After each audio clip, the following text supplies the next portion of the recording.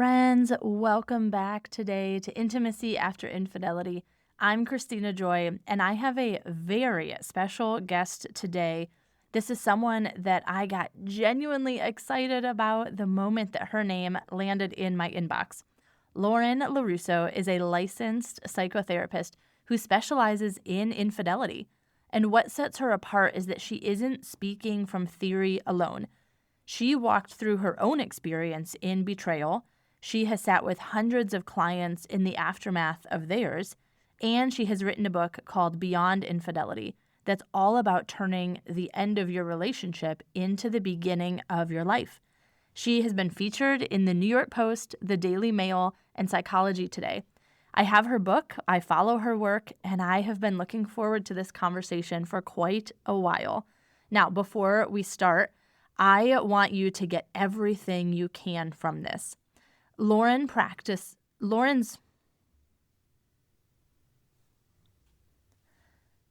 Now, a note before we start, because I want you to get everything you can from this.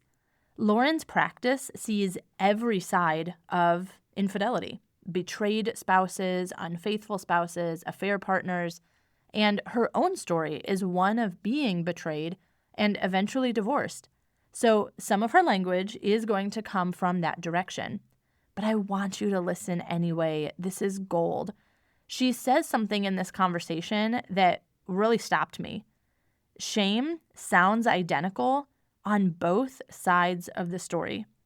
She read me her own journal entry from the worst of it, and it was almost word for word what the women say that I coach. Different stories, but the same shame. So whether you're rebuilding your marriage or not, this conversation is about identity, control, surrender, and what's actually on the other side. And that belongs to you either way. Now, one last thing. If you're listening and you're thinking, I need this, not just an episode, but an actual conversation about my situation, friend, that is what my breakthrough coaching call is for. 1 hour, just you and me. We look at what is really going on in your situation, and we name the thing that's underneath it.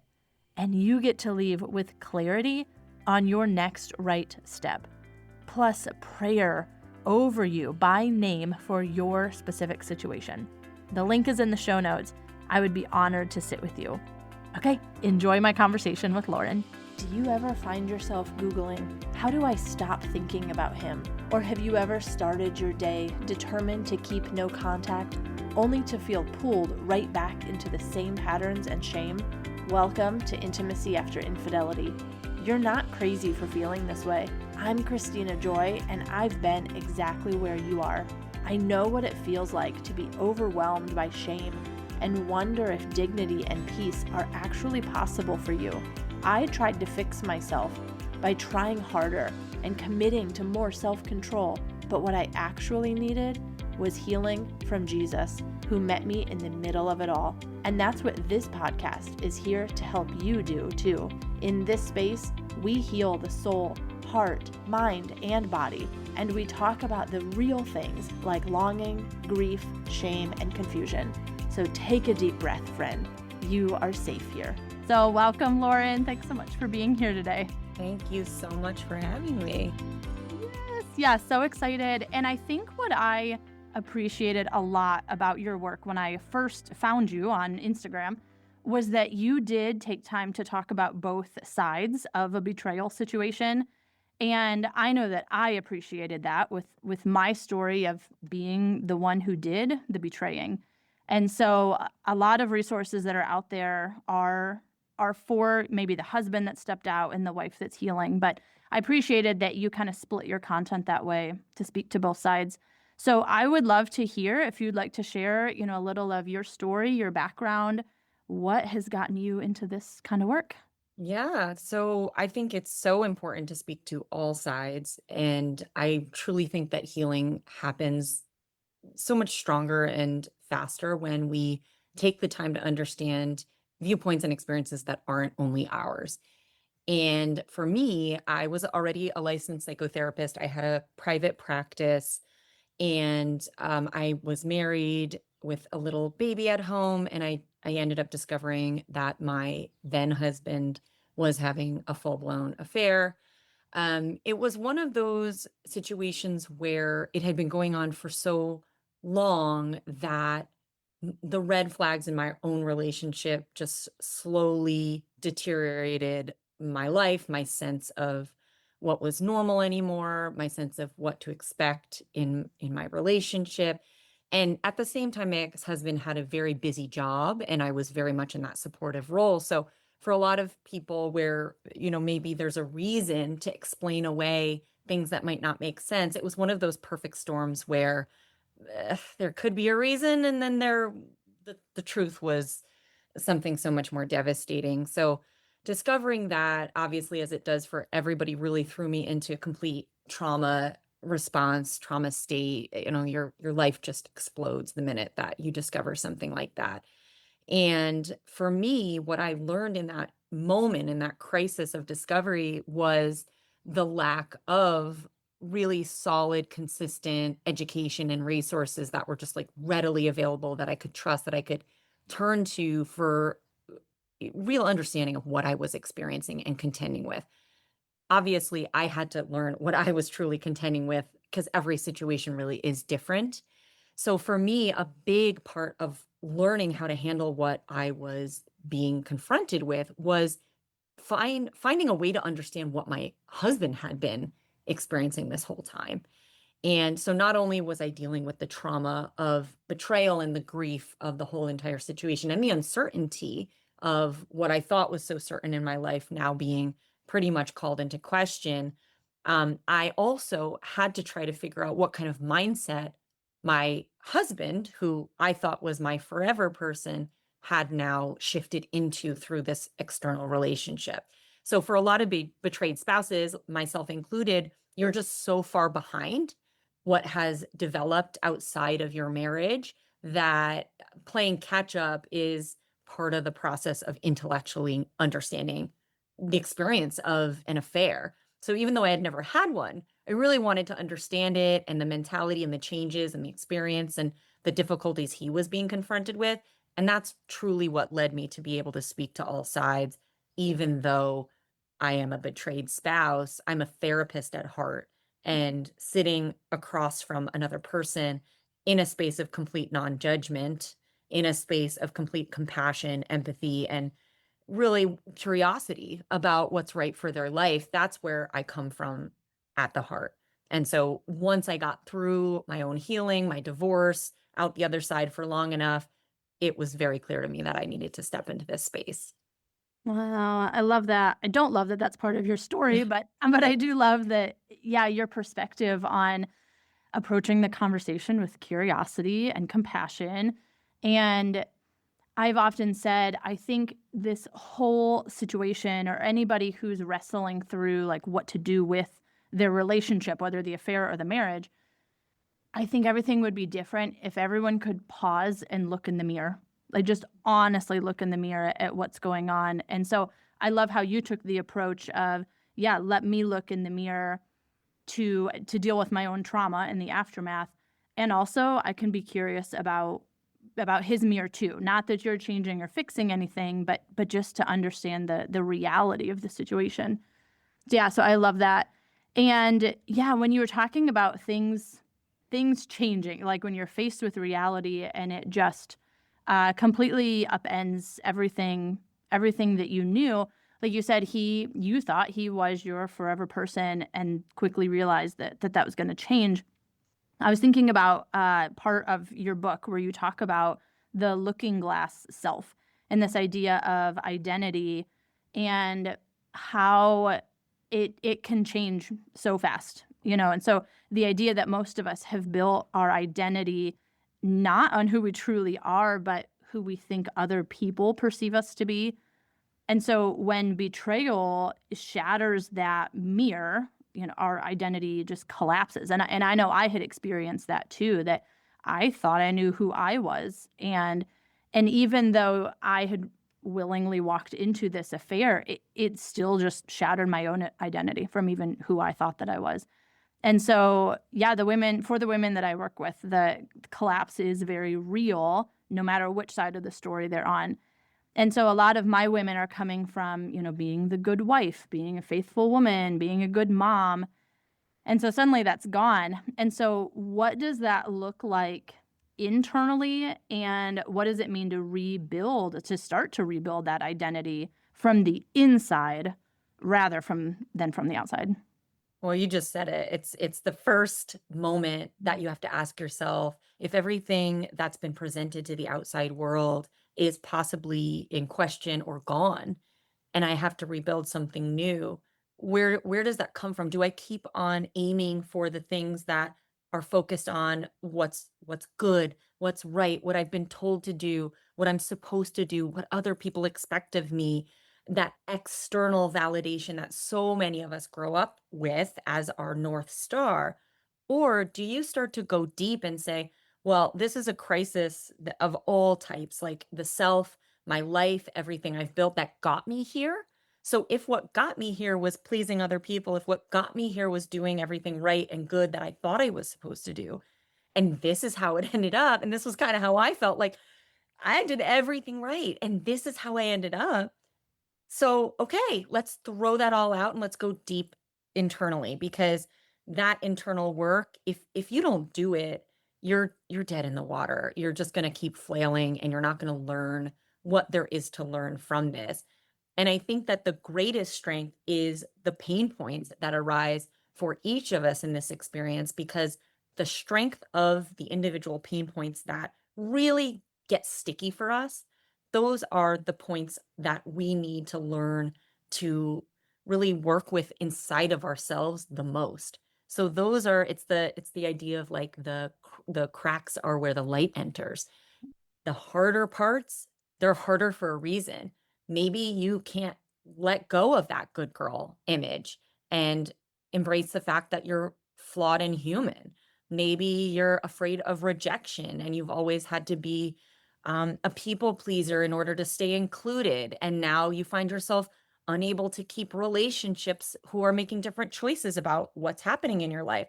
These are huge lessons, and sometimes our world gets smaller, but it gets so much fuller and more authentic. And it comes from everything is gone. Now I have to ask myself, what's the next right step for me? And it comes one moment at a time. What's the next right thing? And one next right thing at a time leads you to build a life that's so much more a reflection of who you really are and what you really want. Yeah, I love that. I love that. And I was thinking just this idea of shedding, of like when this happens, it's like it all goes. And so whether it's family or friends or yeah, relationships that you thought you had, whether marriage or friendships, I'm thinking of women that I've worked with that I've heard some of those just heartbreaking stories of, my best friend ended up betraying me when I told her my secret, or people at church who had their opinions and thought that they were helping me, but it actually made me feel worse. And so, yeah, just this shedding to say, okay, am I willing to put everything on the table and just really do a full life audit and say, what do I want to keep? What needs to go? And let me rebuild. Let me rebuild from the ground up with what I want this time. Yeah, And I that's so think what's good. so powerful about that is also that a lot of it's not in your choice and in your Mm. control when you encounter crises like these. It forces you to do that in many ways. Some of it you can choose, much of it is outside of your choice. And so for those of us who have thrived on control and perfection, it's really jarring to not be able to choose whether you have your kids all the time, not be able to choose whether you have them on Christmas, not be able to choose to keep your home, not be able to choose for people to talk to you at church the same way. Like these are things that suddenly they have a life of their own, and we're just forced to adjust to circumstances that are so much bigger than us. That's a huge humbling lesson for so many of us. Yeah, and actually that resonates with part of my story where I was very much the controller and I could, manipulate is such a strong word, but I could like control the outcome of a conversation or how I wanted to present my story. And I remember the first time I felt kind of smacked in the face with that was when I chose to come home from a retreat where I had first confessed my affair to some mentors there. And I came home from that retreat and I said, I need to tell my husband. I need to voluntarily confess some information here. And I knew, clear as day, I knew going into that conversation that I could not control that outcome. And I realized that I had been doing that for so long, of thinking, well, let me have this conversation on the right day, the right time. I made the right meal and we can talk after dinner, let me set it up well. And in that moment, I said, I can't. I need to release this, let it go. I, all I can do is present the information, and whatever happens, happens next. And so, yeah, no more controlling in these situations. Yeah. That's the moment of truth, and as you do, I work with so many people who are in active affairs, and that control it's the centerpiece of everything. It's how do I keep this person outside of my marriage, and how do I not let my hurt my spouse or let them know, or how do I control their experience and perception of me, even if it's that I want a good divorce, so they can never know that I'm doing it for this reason. There's so many levels and layers to that, but that control, it's a bitch. It really keeps you stuck, Yeah. and it's Yeah. very scary to let go of that control and practice this level of detachment that's like, you know what? I would rather live in the truth Yeah. and let myself handle what that looks like and trust that that's going to be what it's going to be, and that I have the internal resources to handle that as best as I can with humility and grace and honesty, then continue to try to distort everyone's perception and experience and keep all of these balls in the air. I mean, it's exhausting. It's Hmm. exhausting. And like then you have to do that for the rest of your life. So obviously honesty is not the only way, and it's sometimes it's not the way, but gosh, it certainly is a trap not to. Absolutely. Yeah, it was interesting as the months passed on after I did confess, and life radically changed. And I started to realize, wow, one of my deepest, core values is honesty and living in integrity. And it took me a minute to even claim that, because I thought, who am I to say that honesty is a value of mine? But I think because I walked so deeply in not living honestly, that I said, yeah, this, I see the importance and the value behind it. And yeah, also talking about things you can and can't control, and even the internal work around it. I was thinking about shame, because shame, I would say, is the number one word that comes up in conversations that I have. And so I want to pull another quote that you had from the book. It was actually from your own journal entry, where you said, I am so ashamed that who I was wasn't enough. I feel terrifyingly that I'm uniquely unlovable. And what struck me when I read that is that the women I coach, even though our stories are on the other side, the women that I work with have said the exact same thing. And that is fascinating to me, that shame sounds identical on both sides of the story. And so I'd love your take on that. Like, why do you think that shame sounds identical, even though stories are opposite? And what would you say we can do to begin to release it and walk in freedom after it? Shame sounds identical because shame across all situations, people, and experiences is the experience of I am bad. I am unworthy. I am broken. There's something wrong with me. So shame is very personalizing.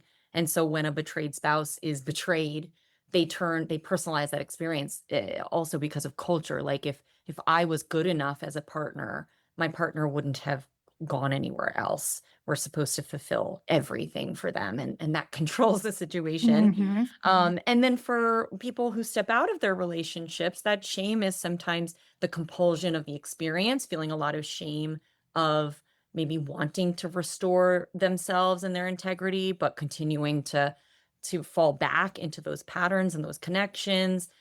Shame that they've done this in the first place. Shame that maybe they chose a marriage that isn't fulfilling them properly, and maybe they question their own choices. That shame is so unique for each person as to where the origin comes from. And there's so much healing that happens when we speak to our shame. So your question was like, what do we do about shame and how do we work on it? Well, first, you have to actually get really honest about those shame messages that come up for you instead of pushing them down and suppressing them, which is what we want to do, but only makes them fester like a little poison. You have to pull them out like I did and write them down, bring them into the light, and then look at where does that come from? Where's the real origin story of that? Well, the origin story of that is that I learned that in childhood, if I didn't perform properly to control another person's experience of me, then I wasn't lovable or safe or good enough. So this actually has less to do with this situation than I think. And it has its roots somewhere so long ago in my formative years, as it does for everybody, everyone I work with, myself, and I'm sure you and everyone who is on your coaching roster. You know, it's one of those things where once you start to ask about the origin of it and you start to speak honestly to it, then you can start to ask, like, is that true? Like, is that really true? I might feel it, but does that feeling make it true? And what would it what would it sound like for me to try on a different feeling about that?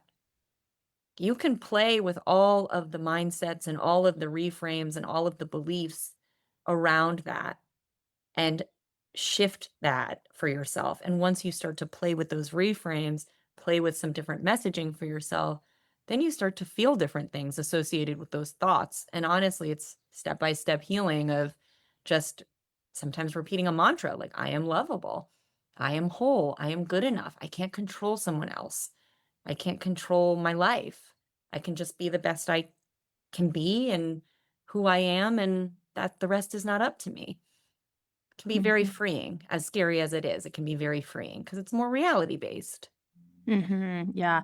Yeah, I talk a lot with my clients about reality, compared to, like, the fantasy, and sometimes it's, like, the fantasy of still talking with this guy or thinking about this guy, but also that I'd say fantasy or the imagination of all those beliefs that we're not aware of yet. You know, I'm thinking about this thing from my childhood or this, belief that my parents gave me.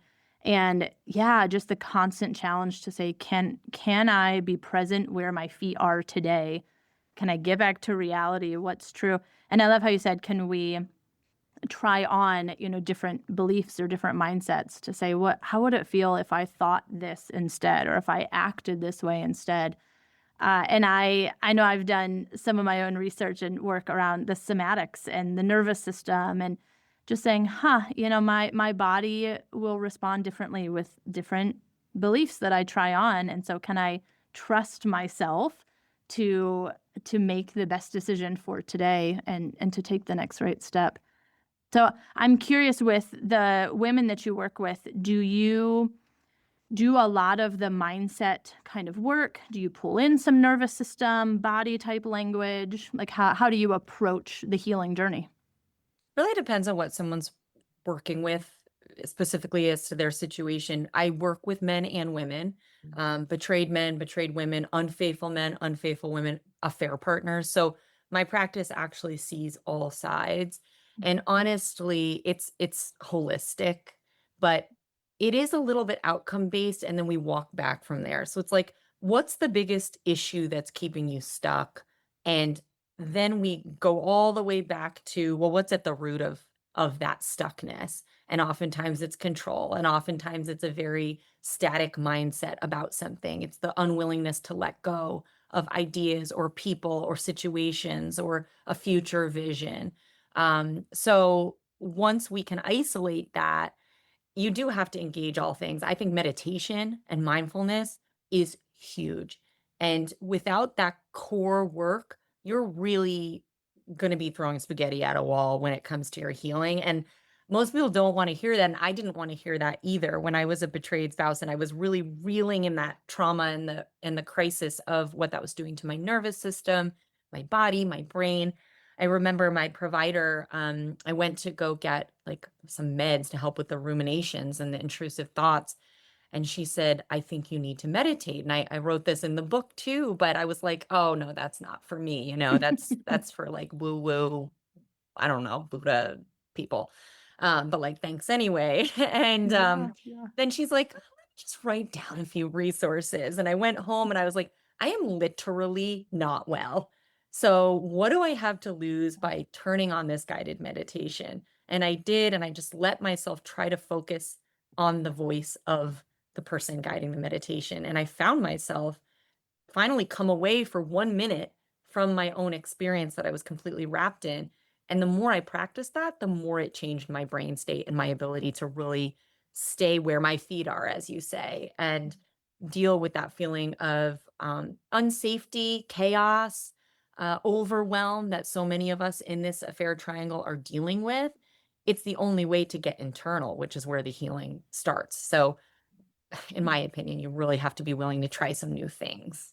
Mhm. Yep, yep, that's been true for me. I have definitely tried some new things. Yeah, looked holistically at, okay, as a human being, what are the different parts of me, and am I healing and tending to all of those different parts? So, yeah, I completely agree.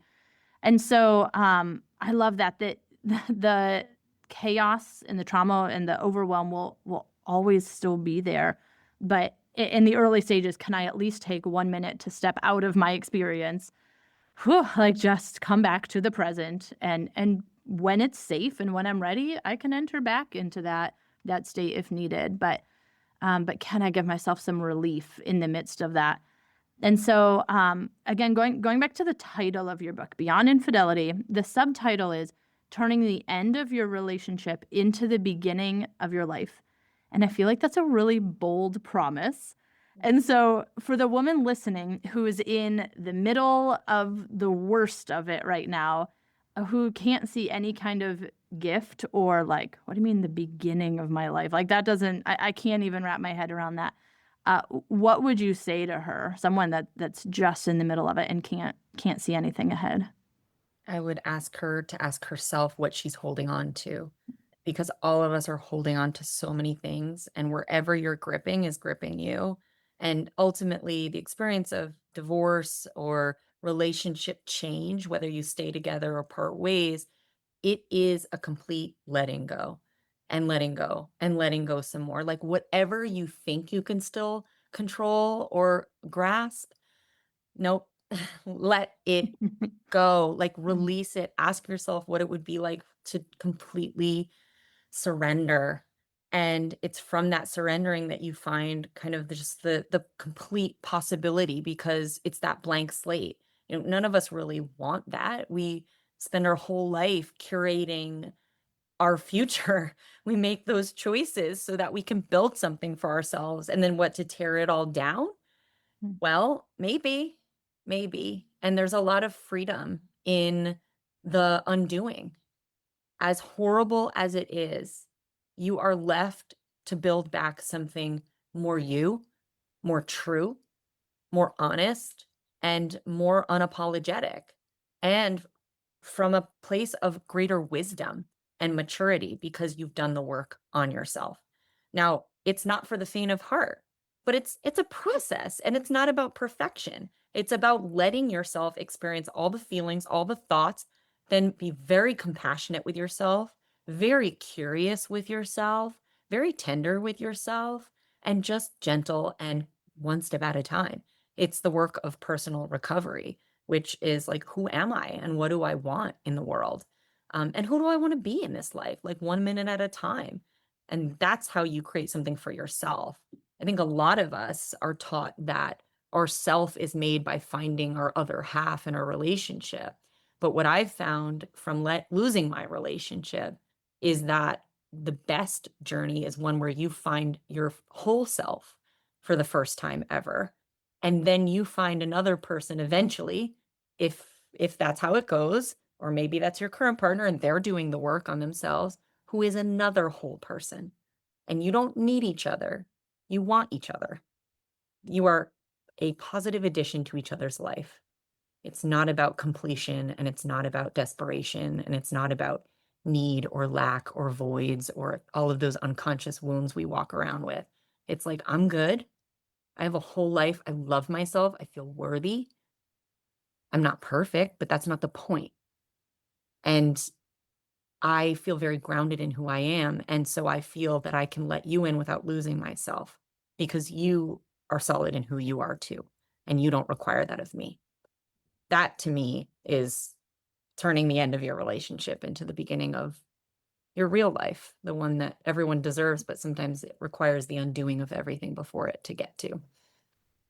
I love that so much, and I feel like massive fire in my heart space, and that's where I always feel things, and I'm like, "Let's go. This is the thing." Yeah, it's No, such I a love huge that. thing. It's Yeah. huge. It's huge. Mhm. I feel so lucky. Like, God, if I had never known that life could feel this way, do I still grieve the loss of Yep. everything that I imagined? My family unit, the fact that it's just my daughter and me in our house, that sometimes I'm alone on holidays, now I'm in a loving partnership, but I don't have my daughter. Like, there is not a life without pain. Mhm. But there would have been a life with pain if I had stayed married too. And it's just different.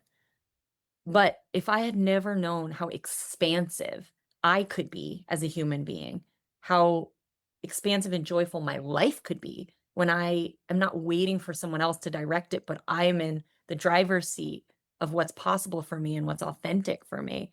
Like, oh my God, I would have been like not living fully. So I can't even imagine what that would be like. So that's the paradox of these hard things that happen. You have to believe that nothing is wasted. There's a reason, and it doesn't need to be like there's a reason for everything, but you have to find what's waiting for you on the other side of what's hard and seems Mhm. nonsensical. Mhm. Yep. Yep, absolutely. Yeah, just being open, like you said a minute ago, like, instead of gripping so tightly, is there one area where I'm willing I always think of, like, just palms up, hands open, like, what Yes. can I surrender?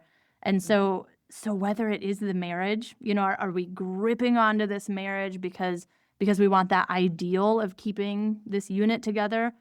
Or what happens when I surrender? When I commit to working on myself and allow, again, my spouse, the affair partner, whoever it is, allow them to work on themselves, Yes. what can happen? And so yeah, like you said, the expansiveness, the authenticity of coming back home to myself, and then from that steady, stable place, then it's like I have clearer vision to say, what do I actually want? Give me some clarity on my next season, my next direction. Who am I? What am I doing in this life?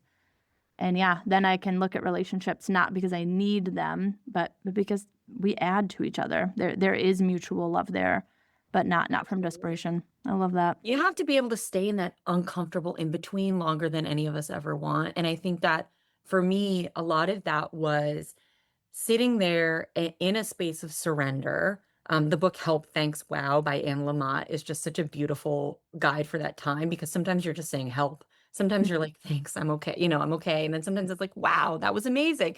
I feel like I just said help, thanks, wow, like all the time. But it's like, okay, I'll do my part. And I also will walk the world and sit there in myself in a space of like just asking the universe to show itself to me. So, like, what's my part? I'm going to do my healing work. I'm going to not stay in my house because I'm not going to meet anybody inside my own house. Like, my work is to like leave my front door, put on sneakers, go out into the world, read a book, take a walk, be kind. Like, what's in my control? Those are my things that are in my control. What's not in my control? Meeting someone new, having companionship that I want in the future, meeting the right person, having my family together again. Like those things are not in my control. But if I do my part and then I just sit in the questions, then I'll be available for the answers. And that has always been true for me. But we have to do our part. It's not about force, it's about showing up. Mhm. Yep, yep, showing up. That's so good. One foot in front of the other, just what's the next right step? Yeah. Oh, Lauren, that's so good. Well, if somebody's interest has been piqued, where can they find your book? Where can they find you? How can they connect? Yeah, that would be wonderful. My book is everywhere you buy books. So Amazon, Audible, Barnes and Noble, Books a Million, all the places. You can go to laurenlarusso.com, my website, and I have a big presence on Instagram at Lauren LaRusso. So I hope to see you there. Awesome. Any final thoughts you want to share? Everything is happening for you if you ask what that is and you keep living into the answer of that. You might not know it now, but it doesn't mean you won't know it eventually. So hang in there. Aw, thank you, Lauren. Thank you. This has been great.